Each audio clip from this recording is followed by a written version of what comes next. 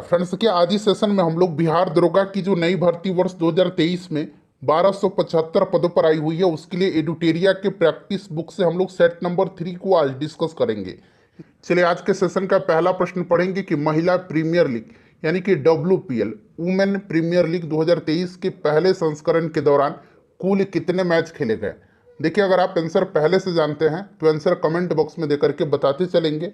साथ ही साथ जो भी मैं एक्सप्लेन करूंगा ना उसको ध्यानपूर्वक आप जरूर सुनिएगा। इससे क्या होगा फ्रेंड्स कि एक प्रश्न के साथ साथ आपके 2 से 3 प्रश्न जो है कवर होते चलेंगे।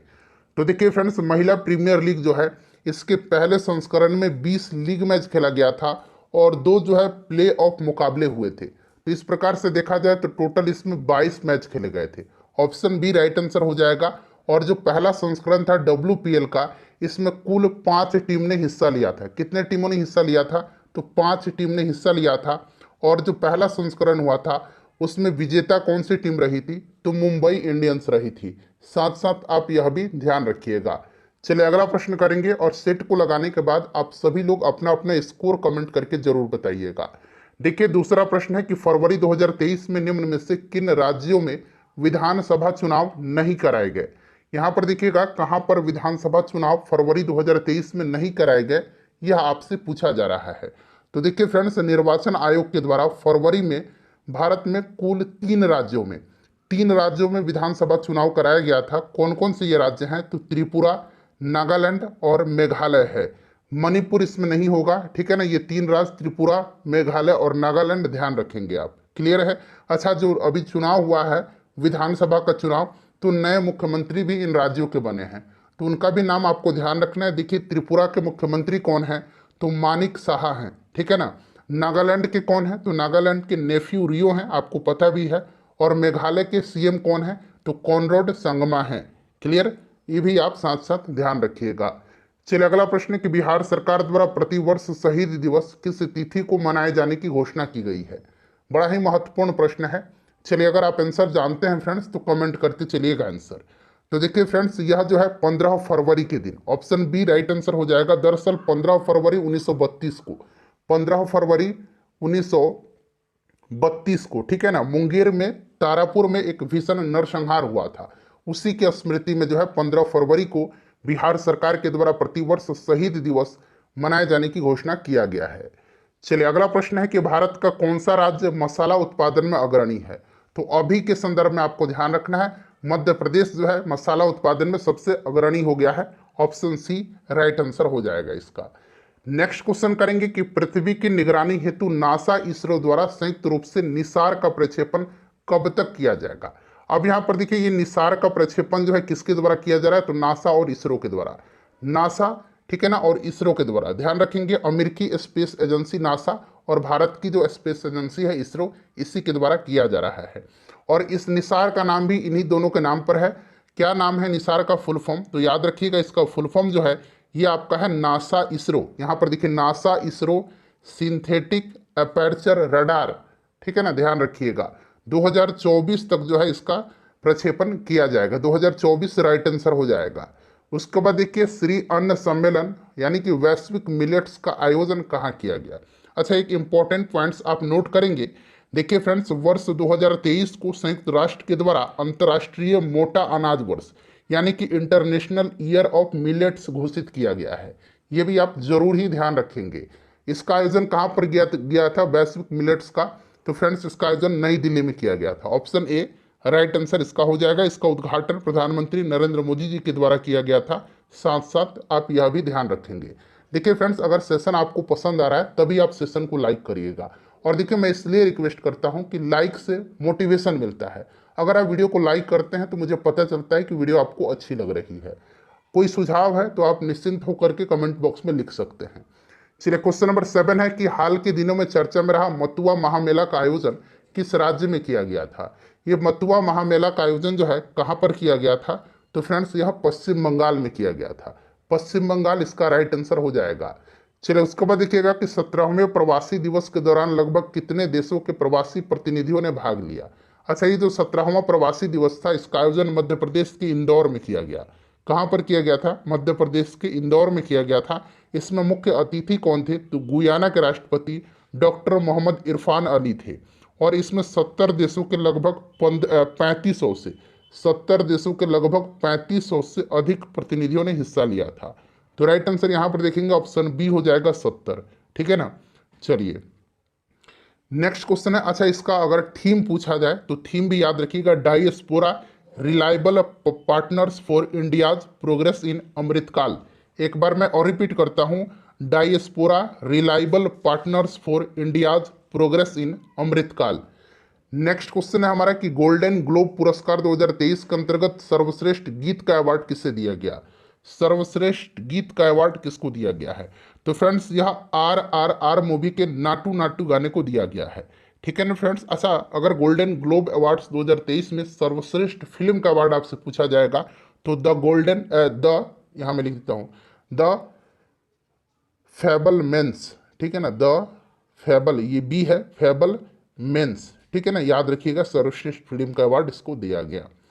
चलिए मिस यूनिवर्स 2022 का आयोजन कहाँ किया गया था। आयोजन से ज़्यादा इंपॉर्टेंट विनर होता है।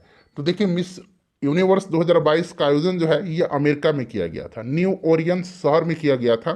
ठीक है ना, और इसमें विजेता जो रही थी ये आर बोनी गैब्रियल रही थी, आर बोनी गैब्रियल रही थी। ठीक है ना, तो ये अमेरिका हो जाएगा। अच्छा अभी एक इंपॉर्टेंट पॉइंट्स आपको ध्यान रखना है, मिस दीवा यूनिवर्स, मिस दीवा यूनिवर्स। ठीक है ना, अभी हाल ही में जीता है किसने, तो श्वेता शारदा ने जीता है, श्वेता शारदा ने जीता है, यह भी आप ध्यान रखिएगा। देखिए हाल ही में किसे विश्व के सबसे ऊंचे युद्ध क्षेत्र सियाचिन के कुमार पोस्ट पर तैनात किया गया है, बताइए। बड़ा ही महत्वपूर्ण क्वेश्चन है, यहाँ पर ऑप्शन आपको देखने को मिल जाएगा। राइट आंसर इसका क्या होगा, तो देखिए ये शिवा चौहान है, शिवा चौहान को विश्व के सबसे ऊंचे युद्ध क्षेत्र सियाचिन के कुमार पोस्ट पर तैनात किया गया है। ठीक है ना, ऑप्शन ए राइट आंसर हो जाएगा। उसके बाद देखिएगा कि इंडोनेशिया मास्टर्स बैडमिंटन का पुरुष एकल का खिताब किसने जीता है, पुरुष एकल का खिताब किसने जीता है। तो फ्रेंड्स यह जीता है किसने, अच्छा इसका आयोजन इंडोनेशिया के जकार्ता में किया गया था और पुरुष एकल का खिताब जो है जोनाथन क्रिस्टी ने जीता है, जोनाथन क्रिस्टी राइट आंसर हो जाएगा, ये इंडोनेशिया के हैं। और महिला एकल का पूछा जाएगा तो महिला एकल का जीता है आन से यंग ने, आन से यंग ने। ये कहाँ की हैं, तो ये साउथ कोरिया की हैं। साथ साथ सारे पॉइंट्स को मैं डिस्कस करते चलूंगा ताकि सब कुछ आपका क्लियर होता चले। अंतर्राष्ट्रीय महिला दिवस 2023 का विषय पूछा जा रहा है आपसे। अंतर्राष्ट्रीय महिला दिवस आपको पता है प्रत्येक वर्ष 8 मार्च के दिन मनाया जाता है और 2023 में यानी कि इस वर्ष इसका थीम क्या था, तो digital innovation and technology for gender equality. ठीक है ना, याद रखिए इस तरह से डिजिटल है, डिजिट ऑल। ठीक है ना, डिजिटल नहीं है, digit all, digit all innovation and technology for gender equality. Clear है ना, तो right answer option number A हो जाएगा। स्टैचू ऑफ बिलीफ प्रतिमा है, यह कहाँ जो किससे संबंधित है, तो ये कहाँ पर है ये भी आपको ध्यान रखना है। स्टैचू ऑफ बिलीफ जो है यह कहाँ पर है फ्रेंड्स, तो ये राजस्थान के नाथद्वार में है। राजस्थान आपको याद रखना है, नाथद्वार भी आप याद रख सकते हैं और यह भगवान शिव को समर्पित है, तो भगवान शिव राइट आंसर हो जाएगा। चलिए उसके बाद देखिए क्वाड शिखर सम्मेलन। ठीक है ना, ये वाला क्वाड है, यहाँ पर मैं लिखता हूँ QUAD। क्वाड शिखर सम्मेलन 2023 का आयोजन कहाँ पर किया गया था। अच्छा क्वाड में कौन कौन से देश हैं, 4 देश सम्मिलित हैं इसमें, ऑस्ट्रेलिया, अपना प्यारा भारत, जापान और अमेरिका है। क्लियर है ना, 2023 में इसका आयोजन ऑस्ट्रेलिया में किया गया और 2024 में इसका आयोजन जो है अपना प्यारा भारत में किया जाएगा। नेक्स्ट क्वेश्चन हमारा कि किस शहर को सर्वश्रेष्ठ हेरिटेज सिटी का पुरस्कार दिया गया है, किस शहर को सर्वश्रेष्ठ हेरिटेज सिटी का पुरस्कार दिया गया है। तो फ्रेंड्स यह दिया गया है अहमदाबाद को, अहमदाबाद को दिया गया है। ठीक है ना, और पर्यटन के समग्र विकास के हेतु उत्तराखंड को प्रथम पुरस्कार इसमें दिया गया है। अहमदाबाद राइट आंसर हो जाएगा। एयर इंडिया ने किसके साथ अपने विलय को मंजूरी दी है, तो फ्रेंड्स यह दिया है विस्तारा एयरलाइंस के साथ। ठीक है ना, विस्तारा एयरलाइंस, तो विस्तारा इसका राइट आंसर हो जाएगा। अंडर 19 क्रिकेट वर्ल्ड कप की मेजबानी 2024 में किस देश के द्वारा किया जाएगा, तो फ्रेंड्स यह श्रीलंका के द्वारा किया जाएगा। ठीक है ना, श्रीलंका के द्वारा, तो राइट आंसर इसका श्रीलंका हो जाएगा। और 2026 में इसका आयोजन जो है जिम्बाब्वे और नामीबिया में संयुक्त रूप से किया जाएगा। 2026 वाला, 2024 वाला श्रीलंका में होगा। उसके बाद देखिए वर्ल्ड हैप्पीनेस रिपोर्ट 2023, विश्व प्रसन्नता सूचकांक जिसको कहा जाता है, भारत के इसमें स्थान 2023 में कौन सा है? सबसे पहले जानना जरूरी होता है कि यह संस्था जो है कौन सी है जो इसको जारी करती है। तो यह संस्था है United Nations sustainable development solutions network, ठीक है ना, इसी के द्वारा जारी किया जाता है। और भारत का स्थान इसमें 126वां है, प्रथम स्थान पर इसमें फिनलैंड है, ठीक है ना। चलिए उसके बाद देखिएगा कि 32वें व्यास सम्मान 2023 से किसे सम्मानित किया गया है। अच्छा ये तो व्यास सम्मान हो गया। अगर आपसे सरस्वती सम्मान पूछा जाएगा तो देखिए सरस्वती सम्मान जो है यह दिया गया है किसको? तो सरस्वती सम्मान जो है ये तमिल लेखिका शिव सुंदरी को दिया गया है, ठीक है ना। उनकी रचना सूर्य वामसम के लिए, सूर्य वामसम, वामसम के लिए, ठीक है ना, याद रखिएगा। चलिए और व्यास सम्मान दिया गया है ज्ञान चतुर्वेदी को, इनकी रचना पागल खाना के लिए। नेक्स्ट क्वेश्चन हमारा है कि पाक जलडमरू मध्य को तेजी से तैर करके पार करने वाले पहले भारतीय कौन बने हैं? तो ये भारतीय बने हैं संपन्न रमेश सेलार। यहां पर देखिए संपन्न ऐसे, संपन्न रमेश सेलार, ऑप्शन ए राइट आंसर हो जाएगा, ठीक है ना। चलिए उसके बाद नेक्स्ट क्वेश्चन करेंगे फ्रेंड्स, हम लोग जल्दी में सेशन को कवर करेंगे। आप में से बहुत लोगों का कहना है कि 30 मिनट के लगभग में आप इस सेशन को समाप्त करिए, तो मेरा प्रयास रहता है कि मैं बिल्कुल समय वेस्ट ना करूँ आपका। राष्ट्रपति द्रौपदी मुर्मू द्वारा किसे प्रेसिडेंट्स कलर ऑफ अवार्ड प्रदान जो है ये दिया गया है, बताइए। तो फ्रेंड्स यह किसको दिया गया? INS द्रोणाचार्य को दिया गया। INS द्रोणाचार्य राइट आंसर हो जाएगा।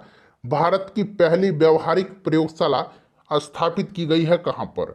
भारत की पहली है इसीलिए इंपॉर्टेंट है। तो भारत की पहली व्यवहारिक प्रयोगशाला राजस्थान के जयपुर में स्थापित की गई है। उसके बाद देखिएगा कि मेथनॉल से चलने वाली, और देखिए फ्रेंड्स 2008 से लेकर के अब तक जितने भी बिहार दरोगा में ज्योग्राफी के प्रश्न पूछे गए थे मैंने उनको एक ही वीडियो में कवर कराया हुआ, जाकर के प्रीवियस ईयर के क्वेश्चन को फटाफट रिवीजन कर लीजिए। इसी प्रकार से मैं आपको हिस्ट्री, पॉलिटी, साइंस, इकोनॉमिक्स और मिसलेनियस यानी कि विविध के प्रश्नों को भी कवर करवा दूंगा। चलिए बताइएगा पहली बस का अनावरण नागपुर में किसके द्वारा किया गया? मेथनॉल से चलने वाली है और वो भी पहली है, इसीलिए महत्वपूर्ण है। तो ये नितिन गडकरी के द्वारा किया गया था। नितिन गडकरी राइट आंसर हो जाएगा। हाल ही में इला भट्ट का निधन हो गया है, उनका संबंध किस क्षेत्र से है? इला भट्ट का संबंध जो है किस क्षेत्र से है? तो देखिए राइट आंसर हो जाएगा इसका समाज सेवा, ठीक है ना। महिलाओं को अधिकार दिलाने के उद्देश्य से उन्होंने स्वयं श्री महिला सेवा संघ की स्थापना किया था। स्वयं श्री महिला सेवा संघ, ठीक है ना, तो ये समाज सेवा हो जाएगा। उसके बाद देखिए भारत का दूसरा सबसे बड़ा नदी बेसिन कौन सा है? दूसरा पूछा जा रहा है, बताइए। भारत का सबसे बड़ा नदी बेसिन गंगा है और दूसरा जो है यह गोदावरी बेसिन है। गोदावरी राइट आंसर हो जाएगा, गोदावरी करेक्ट आंसर हो जाएगा। चलिए सर्वाधिक ऊंचाई पर स्थित दर्रा, तो देखिए सर्वाधिक ऊंचाई पर स्थित जो भारत का दर्रा है ये डुंगरीला दर्रा है, यानी कि माना दर्रा या डुंगरीला दर्रा, ध्यान रखेंगे। और इसमें से अगर बात करें तो ये नाथुला दर्रा हो जाएगा इन ऑप्शन में से। तो ध्यान रखिएगा नाथुला कहाँ पर है? तो सिक्किम में है, क्लियर है ना। चलिए रोहतांग जो है ये कहाँ पर है? मध्य प्रदेश में है। अच्छा जोजिला कहाँ पर है जरा आप कमेंट करके, मध्य प्रदेश में, ये रोहतांग हिमाचल प्रदेश में है, ठीक है ना, ध्यान रखेंगे। और जोजिला कहाँ पर आप कमेंट करके बताइएगा। चलिए केसर मिश्रण है, केसर जो होता है यह किसका मिश्रण होता है? अच्छा केसर प्राप्त किया जाता है वर्तिकाग्र से, ठीक है ना। चलिए इसमें से बताइए राइट आंसर क्या हो जाएगा?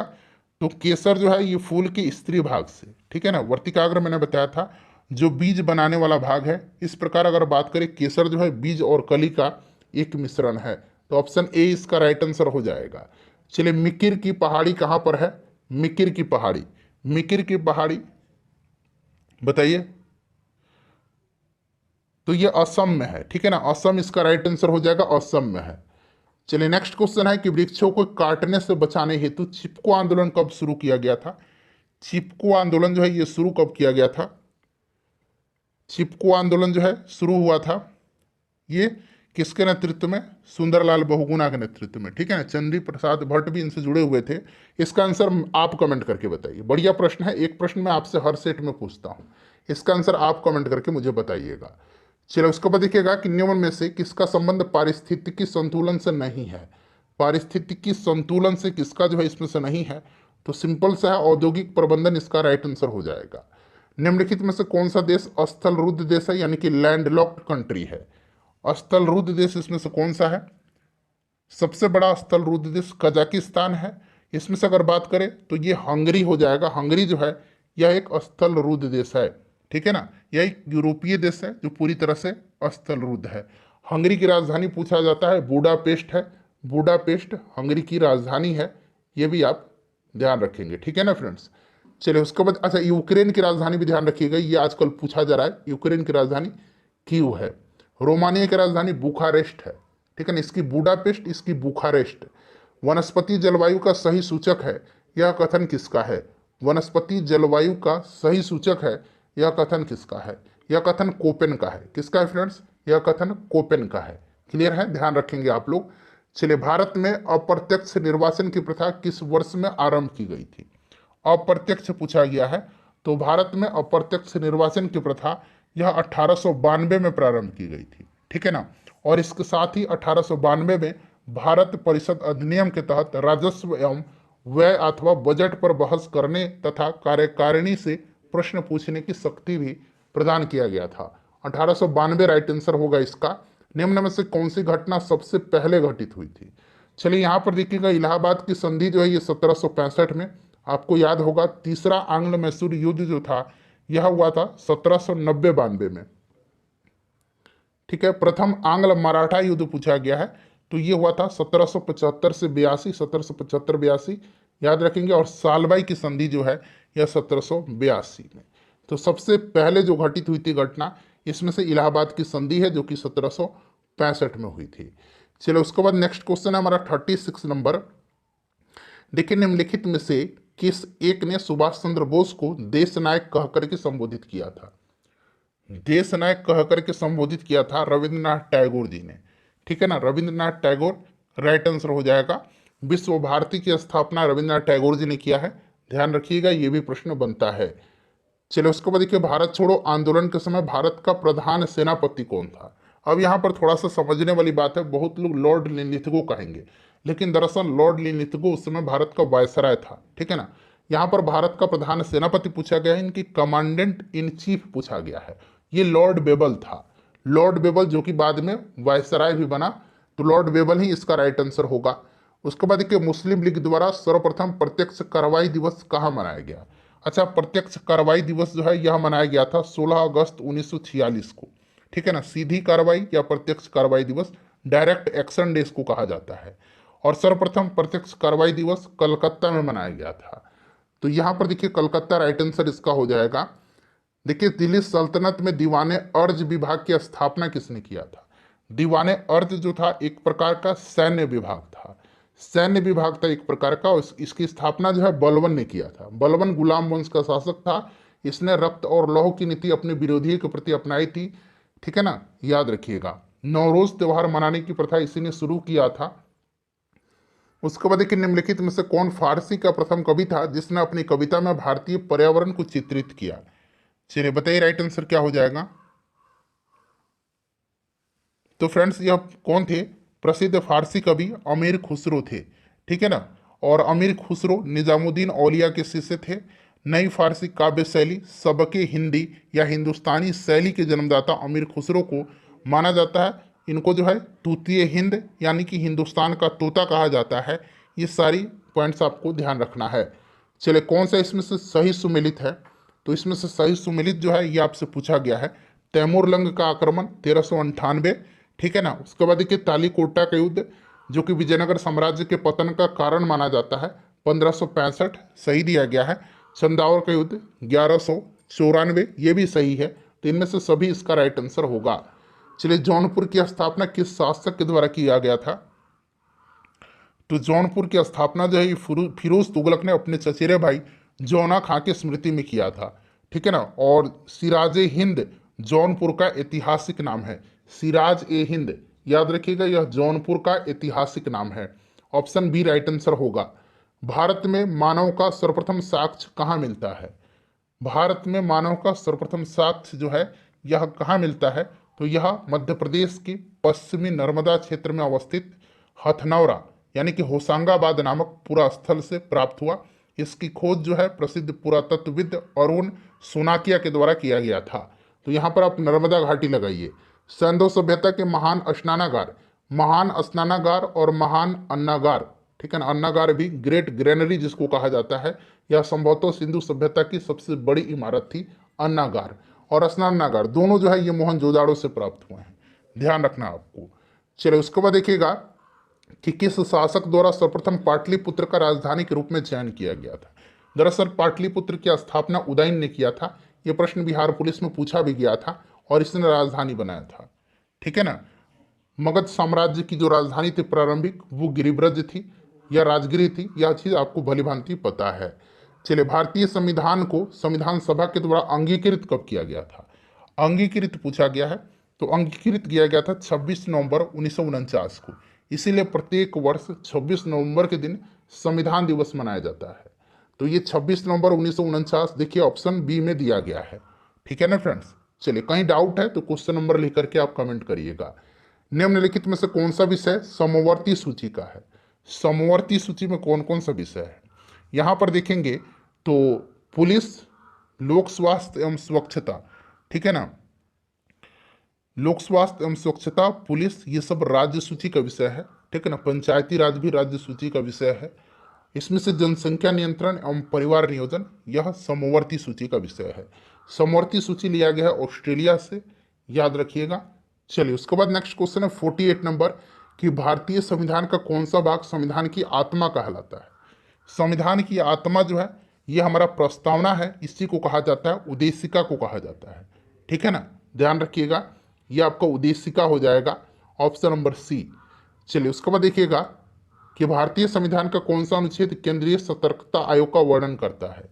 केंद्रीय सतर्कता आयोग का, तो देखिए केंद्रीय सतर्कता आयोग का गठन जो है 1964 में, 1964 में केंद्र सरकार द्वारा पारित एक प्रस्ताव के तहत हुआ था, ठीक है ना। संथानम समिति जो थी, संथानम समिति इसी की सिफारिश पर जो है इसकी गठन किया गया था। तो इनमें से कोई नहीं राइट आंसर हो जाएगा, क्योंकि यह केंद्र सरकार द्वारा पारित एक प्रस्ताव के तहत 1964 में गठित हुआ है। चलिए उसके बाद देखिएगा नेक्स्ट क्वेश्चन है हमारा कि भारतीय संसद की सबसे बड़ी समिति कौन सी है? सबसे बड़ी समिति पूछा गया है, तो सबसे बड़ी समिति इसमें से कौन सी समिति है? तो जिसमें सदस्यों की संख्या ज़्यादा होगी वही सबसे बड़ी होगी, और यह प्राक्कलन समिति, इसमें 30 सदस्य हैं, ठीक है ना, और केवल इसमें लोकसभा के ही सदस्य होते हैं। इसका कार्यकाल 1 वर्ष का होता है, इसमें राज्यसभा के सदस्य नहीं होते हैं। लोकलेखा समिति पूछा जाता है, इसमें 22 सदस्य होते हैं, 15 लोकसभा से और 7 राज्यसभा से, ठीक है ना फ्रेंड्स। चलिए आगे बढ़ेंगे, नेक्स्ट क्वेश्चन करेंगे कि प्रत्येक राज्य में लोकसभा तथा विधानसभा की सीटों का निर्धारण परिसीमन आयोग के द्वारा किया जाता है। इस परिसीमन आयोग में कब तक हस्तक्षेप नहीं किया जाएगा? नहीं किया जाएगा, यह आपसे पूछा गया है।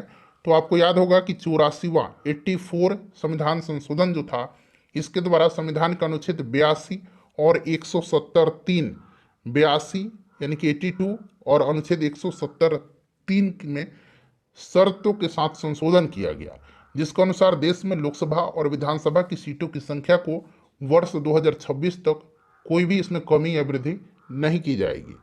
चलिए उसके बाद देखिएगा कि संविधान के अंतर्गत उच्चतम न्यायालय में विधि के प्रश्न पर राय लेने का अधिकार किसको है? तो आपको याद होगा अनुच्छेद 143, ठीक है ना। इसके तहत क्या है, राष्ट्रपति जो है उच्चतम न्यायालय यानी कि सुप्रीम कोर्ट से विधि के प्रश्न पर परामर्श ले सकता है, लेकिन राष्ट्रपति इसको मानने के लिए बाध्य नहीं होगा, यह आपको पता है, ठीक है ना। तो ये राष्ट्रपति होगा। राज्य सरकार का कार्यकारी अध्यक्ष और संवैधानिक प्रमुख कौन होता है? राज्य सरकार का, तो राज्य सरकार का आपको पता है कि राज्यपाल होता है, ठीक है ना, राज्यपाल होता है। राज्य की कार्यकारी का शक्ति जो है, कार्यपालिका शक्ति, ये राज्यपाल में निहित होती है आर्टिकल 154 के अंतर्गत, तो ये राज्यपाल हो जाएगा। अच्छा, बिहार के वर्तमान में राज्यपाल कौन है? अभी जब मैं प्रश्न आपसे पूछ रहा हूं तो फ्रेंड्स राजेंद्र विश्वनाथ अर्लेकर हैं। सतत विकास के लिए आवश्यक है, सतत विकास के लिए आवश्यक है जैविक विविधता का संरक्षण, प्रदूषण पर नियंत्रण, निर्धनता को घटाना। तो ऑप्शन डी इसका राइट आंसर हो जाएगा, ठीक है ना। चलिए, वर्षा की मात्रा निर्भर करती है, वर्षा की जो मात्रा है यह वायुमंडल की नमी की मात्रा द्वारा निर्धारित की जाती है, ठीक है ना। तो राइट आंसर इसका हो जाएगा वायुमंडल में नमी पर। नगरीकरण एवं औद्योगिकीकरण हानिकारक है। नगरीकरण और औद्योगिकीकरण जो है यह हानिकारक है। तो संतुलित विकास के लिए भी है, पर्यावरण एवं पारिस्थितिकी के लिए भी है, जैव विविधता के संरक्षण के लिए भी है। तो उपरोक्त सभी के लिए है। उसके बाद देखिए साइलेंट वैली परियोजना, ठीक है ना, शांत घाटी परियोजना किस राज्य में है? सिंपल सा क्वेश्चन है। शांत घाटी परियोजना यह केरल से संबंधित है, ठीक है ना। चलिए, शांत घाटी को बायोस्फीयर रिजर्व घोषित भी किया गया है, केरल में है। अच्छा, फूलों की घाटी, ठीक है ना, ये तो साइलेंट वैली है। फ्लावर्स वैली कहाँ पर है? तो ये उत्तराखंड में है। चलो उसके बाद देखिएगा कि भारत में सबसे अधिक जैव विविधता संपन्न क्षेत्र पूछा गया है। तो जैव विविधता का हॉट स्पॉट ये आपको पश्चिमी घाट इसका राइट आंसर होगा। 59 नंबर क्वेश्चन देखिए कि इलेक्ट्रा गोल्ड कप किस खेल से संबंधित है? इलेक्ट्रा गोल्ड कप जो है यह संबंधित किस खेल से है? तो फ्रेंड्स यह टेबल टेनिस से है। निम्नलिखित में से कौन सा देश सार्क का सदस्य नहीं है? सार्क की स्थापना 1985 में हुआ था। 8 देश इसमें सदस्य हैं, भारत, पाकिस्तान, बांग्लादेश, नेपाल, भूटान, श्रीलंका, मालदीव और अफगानिस्तान। सार्क का सबसे बड़ा देश कौन सा है? तो अपना प्यारा भारत है। याद रखिएगा, हेडक्वार्टर इसका नेपाल के काठमांडू में है। तो राइट आंसर यहाँ पर देखिएगा, राइट आंसर कौन से इसमें नहीं है? तो म्यांमार नहीं है। चलिए उसके बाद नेक्स्ट क्वेश्चन है कि वह रेखा जो धूप के समान अवधि वाले स्थानों को मिलाते हुए खींचा जाता है उसको क्या कहा जाता है? चलिए बताइएगा, राइट आंसर इसका क्या हो जाएगा? तो इसको कहा जाता है आइसोहेल लाइन। आइसोहेल लाइन कहा जाता है। यहाँ पर देखिएगा आइसोथर्म है। आइसोथर्म यानी कि समताप रेखा इसको कहा जाता है। तापमान को यह समान तापमान वाले स्थानों को मिलाते हुए खींची जाती है। आइसोबार यानी कि समदाब रेखा इसको कहा जाता है। समान वायुदाब को मिलाने वाले स्थानों को से खींची जाती है। आइसोहेलाइन जो है यह मानचित्र पर खींची गई वैसी रेखा है जो महासागर के उन स्थानों को मिलाती है जहाँ पर समान लवणता पाई जाती है। सभी पॉइंट्स को ध्यान रखिएगा। इनमें से कौन सा लोक नृत्य छत्तीसगढ़ राज्य का है? छत्तीसगढ़ का पूछा गया है। तो यहाँ पर देखिएगा पंडवानी, ये छत्तीसगढ़ का आपको पता है, ठीक है ना। तीजन बाई इसकी प्रसिद्ध कलाकार हैं। तीजन बाई का नाम याद रखिएगा, नावारानी और डागला। ऑप्शन ए राइट आंसर हो जाएगा, ठीक है ना। यहाँ पर देखिए बांग्ला जो है ये मेघालय का, आप जानते हैं, लाहो और बांग्ला, ठीक है। छपेली, महाथू डांगी ये कहाँ का? हिमाचल प्रदेश का है। रासलीला, नौटंकी, कजरी ये उत्तर प्रदेश का है। अंतर्राष्ट्रीय खेल दिवस कब मनाया जाता है? अंतर्राष्ट्रीय खेल दिवस 6 अप्रैल के दिन मनाया जाता है, ठीक है ना। चलिए, अंतर्राष्ट्रीय खेल दिवस कब मनाया जाता है? अंतर्राष्ट्रीय पूछा गया है। अंतर्राष्ट्रीय खेल दिवस 6 अप्रैल के दिन मनाया जाता है। अच्छा, राष्ट्रीय खेल दिवस कब मनाया जाता है? राष्ट्रीय खेल दिवस कब मनाया जाता है? जल्दी से आप लोग कमेंट करिए। राष्ट्रीय खेल दिवस, मैं इंतजार कर रहा हूँ, आप लोग कमेंट करिए राष्ट्रीय खेल दिवस कब मनाया जाता है, जल्दी से। राष्ट्रीय खेल दिवस जो है यह मनाया जाता है मेजर ध्यानचंद जी के जन्मदिन के अवसर पर। कब? तो प्रत्येक वर्ष राष्ट्रीय खेल दिवस मनाया जाता है 29 अगस्त के दिन, ठीक है ना, 29 अगस्त के दिन। देखिए, संगीत नाटक अकादमी की स्थापना, बताइए राइट आंसर इसका क्या होगा?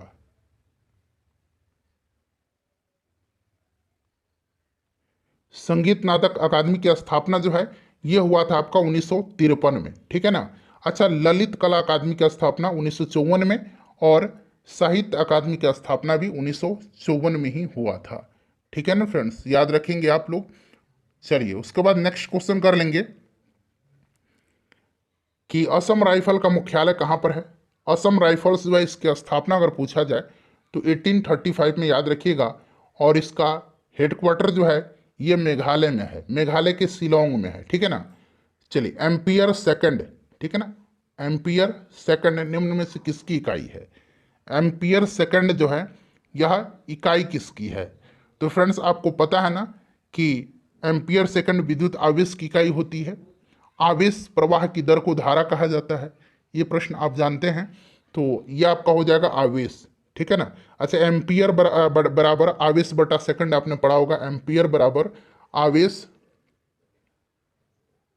बटा सेकंड आपने पढ़ा होगा, ठीक है ना। तो यही पूछ रहा है कि एम्पियर सेकंड, तो यहाँ पर देखिए क्रॉस मल्टीप्लिकेशन जब होगा तो आवेश का हो जाएगा, आवेश राइट आंसर होगा। चलो उसके बाद देखिएगा कि मानव शरीर के कौन से दो मुख्य अंगों में काफी मात्रा में चुंबकीय क्षेत्र उत्पन्न होता है। तो यह हृदय और मस्तिष्क है, ठीक है ना, हृदय और मस्तिष्क है, ध्यान रखिएगा, हृदय और मस्तिष्क इसका राइट आंसर हो जाएगा। प्रत्यावर्ती धारा का आविष्कार किस वैज्ञानिक के द्वारा किया गया था? प्रत्यावर्ती धारा का, तो ये निकोला टेस्ला राइट आंसर हो जाएगा।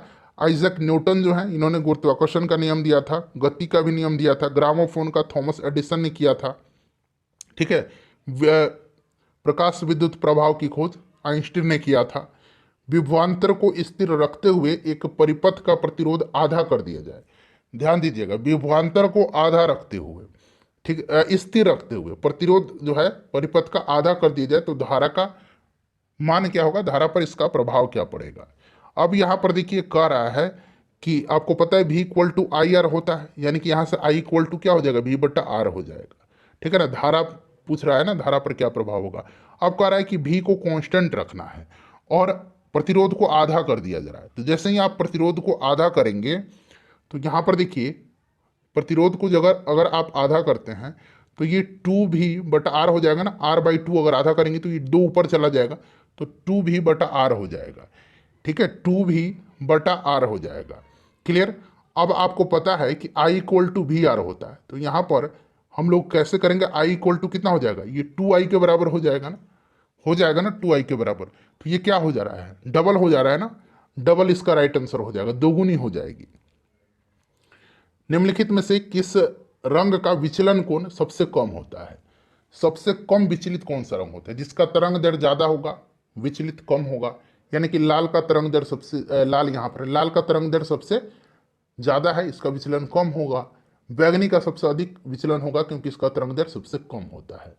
चलिए 71 नंबर है कि यदि एक वास्तविक वस्तु का प्रतिबिंब बनाने के लिए उत्तल दर्पण का उपयोग किया जाता है तो निम्नलिखित में से कौन सा कथन गलत है, बताइएगा। उत्तल दर्पण में प्रत्येक दशा में जो है प्रतिबिंब छोटा, सीधा, आभासी तथा जो पोल है, ध्रुव है और फोकस के बीच निर्मित होता है, ठीक है ना। उत्तल दर्पण वस्तु की किसी भी स्थिति में वस्तु का प्रतिबिंब वास्तविक नहीं होगा, ठीक है ना, वास्तविक राइट आंसर इसका ऑप्शन नंबर ए होगा। चलिए उसके बाद देखिए निम्नलिखित में से क्या आर्किमिडीज का सिद्धांत पर आधारित नहीं है? तो देखिए यहाँ पर ध्यान देंगे तो पनडुब्बी है, हाइड्रोमीटर, लैक्टोमीटर दूध की शुद्धता मापता है, ओडोमीटर नहीं है, ओडोमीटर आर्किमिडीज के सिद्धांत पर आधारित नहीं है, ठीक है ना। चलिए नेक्स्ट क्वेश्चन करेंगे कि निम्नलिखित में से कौन सा रासायनिक परिवर्तन का उदाहरण है? तो यहाँ पर देखेंगे तो मक्खन का खट्टा होना ये रासायनिक परिवर्तन का उदाहरण है, मक्खन का खट्टा होना, ठीक है ना, मक्खन का खट्टा होना, कागज का जलना, लोहे में जंग लगना, ये सब रासायनिक परिवर्तन के उदाहरण है। नेक्स्ट क्वेश्चन है हमारा कि निम्नलिखित में से कौन सा एक ऊर्ध्वपातक पदार्थ नहीं है? तो इसमें से आपका नेप्थलीन है, कपूर है, अमोनियम क्लोराइड भी है, सोडियम सल्फेट नहीं होगा। चलिए यहाँ पर देखिए इलेक्ट्रॉनिक विन्यास दिया गया है, इलेक्ट्रॉनिक कॉन्फ़िगरेशन 2 8 7 यानी कि 2 8 10 और 7 17। तो इसकी संयोजकता पूछा जा रहा है, तो आपको पता है ना कि 17 क्लोरीन का होता है और इसकी संयोजकता जो है 1 होगी, 1 इलेक्ट्रॉन लेकर के स्टेबल हो जाएगा, ठीक है।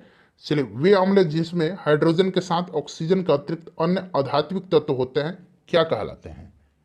वे अम्ल जिनमें हाइड्रोजन के साथ अन्य अधात्विक तत्व उपस्थित होते हैं तथा ऑक्सीजन अनुपस्थित होते हैं, ठीक है ना, उसको क्या कहा जाता है? उसको कहा जाता है अनॉक्सी अम्ल, ठीक है ना, अनॉक्सी अम्ल कहा जाता है। मिथाइल ऑरेंज का क्षारीय माध्यम में रंग होता है, मिथाइल ऑरेंज का क्षारीय माध्यम में रंग जो होता है ये पीला गुलाबी होता है। एल्युमिनियम ऑक्साइड प्रकृति में होते हैं, एल्युमिनियम ऑक्साइड जो है यह होते हैं तो ये एम्फोटेट्रिक होते हैं यानी कि उभयधर्मी होते हैं, उभयधर्मी। रासायनिक गुणों के मध्य मेंडलीफ ने किन तत्वों के साथ मिलकर के बने यौगिकों पर ध्यान केंद्रित किया था? तो ये क्या था? हाइड्रोजन और ऑक्सीजन, ठीक है ना, हाइड्रोजन और ऑक्सीजन। मेंडलीफ ने रासायनिक गुणों में मुख्यतः हाइड्रोजन और ऑक्सीजन से बने यौगिकों का अध्ययन किया था। तो ये आपका राइट आंसर ऑप्शन नंबर यहाँ पर डी हो जाएगा। उसके बाद देखिए निम्नलिखित में से कौन सा तत्व आवर्त सारणी का सर्वाधिक विद्युत ऋणात्मक तत्व है? सर्वाधिक विद्युत ऋणात्मक जो है यह पूछा गया है, तो यह आपका फ्लोरीन हो जाएगा। फ्लोरीन राइट आंसर हो जाएगा, ध्यान रखिएगा, फ्लोरीन करेक्ट आंसर हो जाएगा इसका। ग्राफीन क्या है? ग्राफीन जो है ये क्या है? तो यह कार्बन का अपरूप होता है ग्राफीन, ठीक है ना, जो ग्रेफाइट से प्राप्त किया जाता है। कार्बन का अपरूप हो जाएगा। 82 नंबर देखिए, प्रश्न कर रहा है कि यहाँ पर देखिए अंग्रेजी में भी लिखा गया है, यूट्रोफिकेशन, यूट्रोफिकेशन के परिणाम स्वरूप निम्न में से किसका न्यूनीकरण होता है? किसका न्यूनीकरण होता है? तो फ्रेंड्स क्या होता है? विलीन ऑक्सीजन का, विलीन ऑक्सीजन का यूट्रिफिकेशन होता है। चलिए उसके बाद देखिएगा कि निम्नलिखित में से कौन सा एक कीटभक्षी पौधा नहीं है? नहीं पूछा गया है, तो इसमें से देखिएगा गठपर्णी, वीनस फ्लाई ट्रैप, सनड्यू, ये सब जो है कीटभक्षी पौधा है। प्रोथैलस जो है ये नहीं है, ठीक है ना, प्रोथैलस एक कीटभक्षी पौधा नहीं है। चलो उसके बाद देखिएगा कि पहला वनस्पति वैज्ञानिक किसे माना गया है? तो ये थियोफ्रेस्टस को माना गया है, ये आपको भी पता है। चलिए उसके बाद देखिएगा एंटीबायोटिक निम्नलिखित में से किस कवक से प्राप्त किया जाता है? एंटीबायोटिक जो है निम्नलिखित में से किस कवक से प्राप्त किया जाता है? तो यहाँ पर पेनिसिलिन हो जाएगा, पेनिसिलिन, ठीक है ना। चलिए पेनिसिलिन, एंटीबायोटिक पेनिसिलिन जो है यह कवक पेनिसिलियम नोटेटम से प्राप्त किया गया था, पेनिसिलियम नोटेटम से, ठीक है ना। चलिए इनमें से कौन सा पादप हार्मोन कोशिका विभाजन से संबंधित है? सिंपल सा है, ये सारे के सारे जो है ना पादप हार्मोन है, और साइटोकाइनिन कोशिका विभाजन में मदद करता है, ठीक है ना, ध्यान रखिएगा। चलो उसके बाद देखिएगा कि श्वसन का पहला चरण ग्लूकोज का किसमें विखंडन है? तो श्वसन का पहला चरण ग्लूकोज का पायरूट में विखंडन है, ठीक है ना, पायरूट इसका राइट आंसर हो जाएगा। निम्नलिखित में से देखिए कौन सा पौधा ब्रायोफाइटा समूह के अंतर्गत आता है? ब्रायोफाइटा समूह के अंतर्गत जो पौधा आता है यह इसमें से मर्केसिया हो जाएगा, मर्केसिया, ठीक है ना, मर्केसिया एंथोसीर, यहाँ में लिख देता हूँ, रुकिए, एंथोसीरोस, ठीक है ना, रिक्सिया भी आता है, रिक्सिया, रिक्सिया, मर्केसिया, ये सब ध्यान रखिएगा, ये सब ब्रायोफाइटा के अंतर्गत आते हैं। उसके बाद देखिए उस वाहिनी का नाम क्या है जो पुरुष के वृषण से निकलती है और शुक्राणु को शरीर में ले जाती है? सिंपल सा क्वेश्चन है, शुक्रवाहिका होगा। उसके बाद देखिए हमारी आंखों में लेंस का क्या काम है? हमारी आंखों में जो लेंस का काम है यह आंख की फोकस दूरी को बदलना है, आंख की फोकस दूरी को बदलना है, ठीक है ना। चलिए उसके बाद देखिएगा कि रक्त में पाया जाने वाला घटक शरीर में ऑक्सीजन परिवहन के लिए जिम्मेदार है, कौन सा है? तो फ्रेंड्स यह आरबीसी है, ठीक है ना, लाल रक्त कणिका, यह जो है ऑक्सीजन परिवहन के लिए जिम्मेदार होता है, आपको भी पता है। चलिए अदृश्य निर्यात का अर्थ क्या होता है? अदृश्य निर्यात का अर्थ क्या होता है? तो इसका मतलब होता है अदृश्य निर्यात का सेवाओं का निर्यात, ठीक है ना, सेवाओं का निर्यात।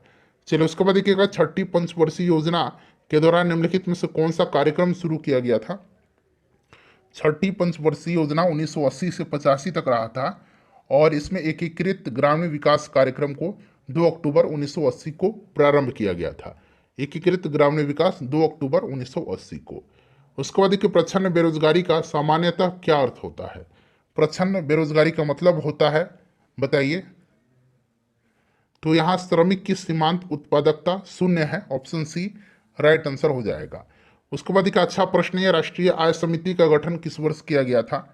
तो राष्ट्रीय आय समिति का गठन 1949 में किया गया था, और इसके पहले अध्यक्ष पीसी महालनोबिस साहब थे। तो राइट आंसर 1949 हो जाएगा। फ्रेंड्स इन 95 प्रश्नों में से आप लोग अपना स्कोर बता दीजिए, तब तक मैं मैथ का आंसर फटाफट आपको बता देता हूँ। स्कोर के साथ साथ सेशन को लाइक कर दीजिएगा, और सेशन को प्लीज़ फ्रेंड्स शेयर भी जरूर कर दीजिएगा। चलिए उसके बाद देखिए 97 का राइट आंसर जो हो जाएगा यहीं पर ऑप्शन नंबर ए में हो जाएगा इसका करेक्ट आंसर। उसके बाद चलिए 98 का जो राइट आंसर हो जाएगा वो आपका ऑप्शन बी 945 रुपया हो जाएगा। 99 का करेक्ट आंसर 11,712 रुपया हो जाएगा, और 100 का जो करेक्ट आंसर होगा ये 6 घंटा हो जाएगा,